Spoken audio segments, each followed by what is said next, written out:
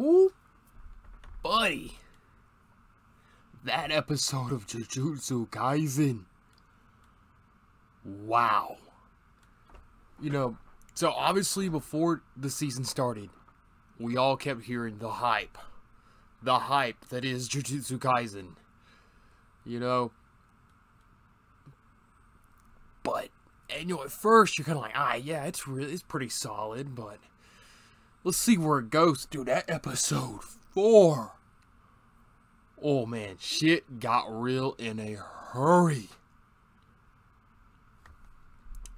And the proclaimed death that we have heard so much about has not occurred in this episode yet.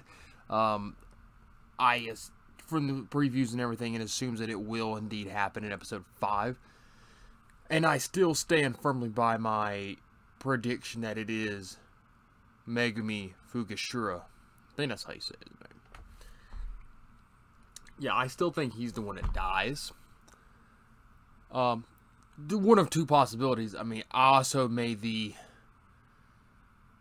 possible prediction that, you know, Sukuna somehow, you know, Itadori dies and Sukuna takes over his body, and that quote-unquote counts as a death. And something like that does indeed happen in this episode. You know, the special grade curse fucks him up so bad that Itadori loses a freaking hand. And later in the fight, he loses his fingertips and shit. You know, and when he switches places with Sukuna, and then Sukuna tries to switch back with him later, nothing happens, you know. But I'm getting ahead of myself here. So, you know, they're tasked with going to stop this special grade curse that has taken over the juvenile detention center. You know, so they go in, they're told, go in, grab these cats, if there's any survivors, and leave. Do not fight, you cannot handle it. You know, and then we're given a little chart about, like, what each grade is equivalent to be combated with, and it goes from fighting with a wooden bat, you know, to handguns and tanks, to basically, you know, if you had an arsenal of bombs and shit, you might not be able to survive, and that's being the special grade curses. I saw this on another video I saw earlier. That was mentioned that, okay, Gojo's nowhere to be found. He's off on a mission of his own, right? And you have these 3 first years sent out to tackle a curse that is stated to be of the highest grade. Okay?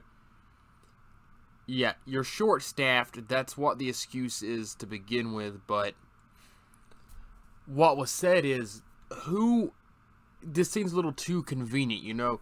Gojo's sent away, and you have the 3 new first years, one of which is the host body for Sukuna, which they are trying to execute at this highest level mission, knowing if they get in contact with the curse that they would almost certainly die. That doesn't seem very coincidental to me. Just saying. I agree with what was said there for sure. You know, it's like, yeah, sure, you might be short-staffed, but what other matters are going on there as pressing as saying, like, yo, we got a special grade curse.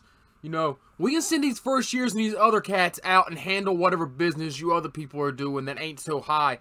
You can't tell me there's like 18 fucking special grade level curses going on right now and you can't pull a more equivalent jutsu sorcerer over here to fight, you know? It's just too fishy. Something's up, you know? I'm sensing some eyes and bullshit here, okay? But anyways, they go in. Immediately, the first thing that happens, You know, it looks like the inside of the motherfucking Millennium Puzzle from Yu-Gi-Oh! Rooms are distorted, buildings are rising, they look behind them, the damn door is gone where they just entered. But, you know, the Megumi's like, hey, my dogs can sense the way back, you know. So we're all good there. Then they get on deeper in, and then, you know, Kusaragi, she just falls through the damn floor. And they're like some fucking straight up horror movie shit here. And then this fucking creepy looking son of a bitch is just standing right there in front of fucking Itadori and Megumi. It looks a lot like motherfucking Mayuri from Bleach. You know, with his fucking creepy ass makeup and shit. Sick designs, dude. The curses in this anime are fucking amazing. And we're gonna be talking about the animation, don't you worry. We're gonna talk about the animation. But anyways, I'm jumping ahead of myself there. After that, they try, and I emphasize try, to combat this curse. Because Itadori, right before this happened, Itadori saw the body of the dead man, or the dead kid whose mother was outside crying, and he's wanting to get it back, and then Megumi's like, no, leave it, you know, it's all mangled up in different pieces and shit.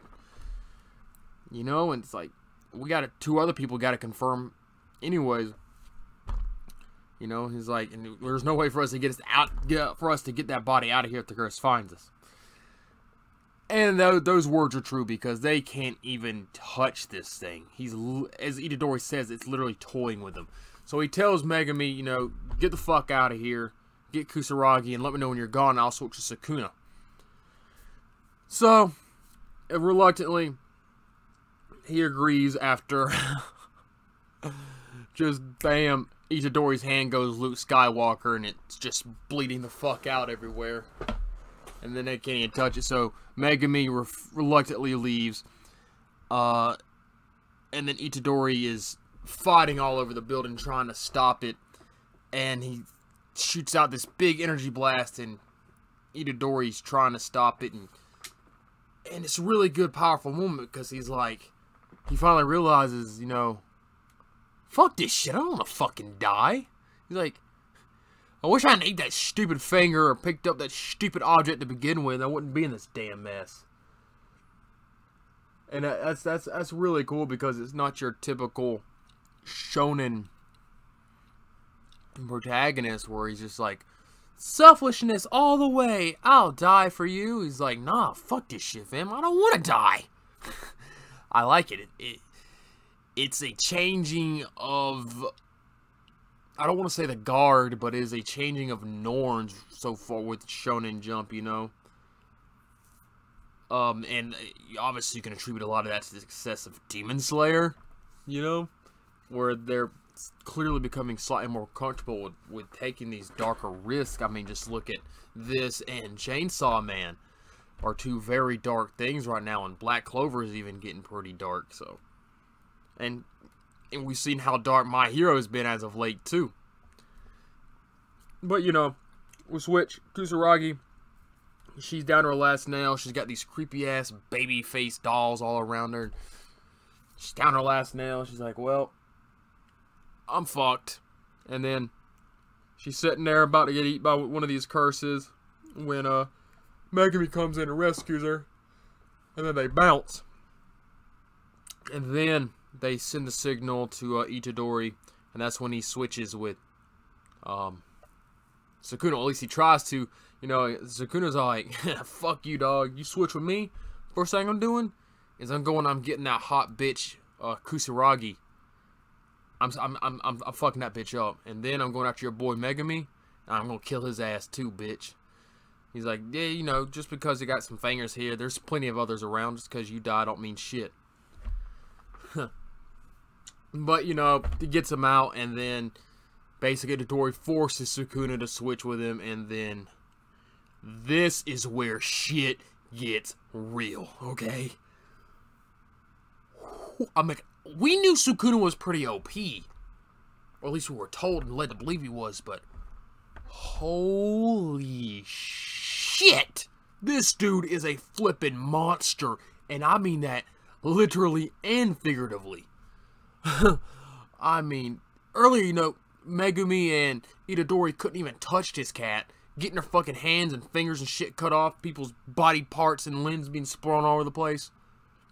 And fucking Sukuna just handles it. Like first, right when Sukuna takes over, this fucking curse thing looks like he's about to shit his goddamn pants. It reminds me of that last episode of Demon Slayer. When all the members were gathered together to meet with Muzan. And they were all just shitting their fucking pants and couldn't do nothing to them when they tried to run and shit. That's exactly what this reminds me of. Sukuna reminds me of a motherfucking Muzan. You know, right when he shows the fuck up, you know shit's real. You creep the fuck out. You're like, oh no, man. Somebody's gonna fucking die. You know? And it was legit to say the least. Because he tells the guys like, hey, come on, dog. We know, let's go fuck these kids up. And then the curse, thinking he's gonna do something, get a backstab in, shoots an energy blast, and from that point on, it's a wrap. Cause then Sukuna just one hand nullifies the energy, and then just whoops this thing's ass. And then the animation in this fight between the curse and Sukuna is some next level shit. I mean, it is up there with that ufotable shit. You know, fucking just, especially when Sukuna activates his special ability, and you see like that fucking like spirit shrine and stuff. That was next level shit, dude. Like, you know, holy fuck. After this episode, you know, we all know like what Ufotable is capable of doing in the Demon Slayer anime, and in what they've done with the Fate Stay series and the movies and shit, and how unbelievably amazing level of artwork and talent they have there. And, you know, and what Kyoto Animation was capable of before the tragic fire that took them down, you know, last year, I believe it was. But I'm telling you right now, dude, after this episode, I want to see Studio Mappa. If they haven't already. If they have, then, you know, I've just missed it. But I want to see them handle a big budget film. You know, because, you know, we've got the Demon Slayer movie out. We know that's going to be incredible because we've seen what, we have seen what they're able to do with a movie budget. If I'm not mistaken, Kyoto Animation did a Silent Voice, and that was a incredibly amazing movie in the visuals alone. And, you know, they did Inuyasha way back in the day, and that was remarkable for its time. So yeah, I would love to see what Mappa could do with a freaking movie budget. I think they could be on par, if not even better than Ufotable. Yeah. I 100%, after this episode, 100% think Mappa is not only the new Mad Dog, or Madhouse, Mad Dog, listen to me, the new Studio Madhouse, but I think they might be the top dog. I think they might be over Ufotable, in my opinion. Because, yeah, I mean, Ufotable is great with Demon Slayer and the Fate series, but this is some next level shit. But I'm getting off track here. It's just that good, though. It really is. But, you know, fucking Sukuna just continues just to toy around with this special grade curse. You know, that's what he says, like, we're apparently both classified as special grade, but you and this brat have no idea how to truly use jujutsu, sorcery and shit in it. And he just rips off the thing's hand, he impales it to the fucking wall, he slices it into a bunch of different pieces, and starts talking about how weak it is and shit. I mean, you feel like Aizen when he was toying with everybody in Wako Mundo. It is flipping. The power level discrepancy here is absolutely ridiculous. It's stupid how powerful this guy is. Which brings me back, because then he just grabs the finger, and he's like, huh, you're weaker than I thought. And he's like, alright, let's switch back, you stupid brat. Then nothing happens. He's like, come on, you're gonna do it. Let's just get it over with. And then nothing happens. And this is I'm assuming, and other people I've seen talk about this are assuming that it's because Itadori was so fucked up from the fight with the curse to begin with, that he doesn't have the ability or the will or is even conscious enough right now to switch places with Sukuna. So then Sukuna just gets this sick-ass grin on his face and the episode ends. And, you know, Megumi's outside by himself because he sent Kusaragi out to the hospital. And he's making mention that it's his responsibility to put Itadori down if he can't control Sukuna. And, yeah. Dog, after what we saw, you ain't touching Sukuna. I apologize. You ain't touching that shit, fam. It is a wrap. You know, and I know Gojo said he could throw down, but right now Gojo would handle Sukuna.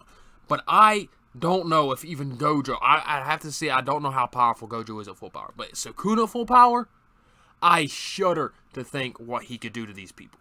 And that leads me back to what I said last time. Is the main goal eventually just to defeat Sukuna? I mean, yeah, he's shown himself in this episode to be a in-game level threat, for sure. But it still just seems kind of short, in my opinion. You know, because now we've already got, like, what, 3 fingers? 4 fingers? I don't remember the exact number. I want to think it's 3. And we're 4 episodes in. We could have over half of them by the time the season's over. You know, the manga's still going on. And we're going to go to the Demon Slayer route with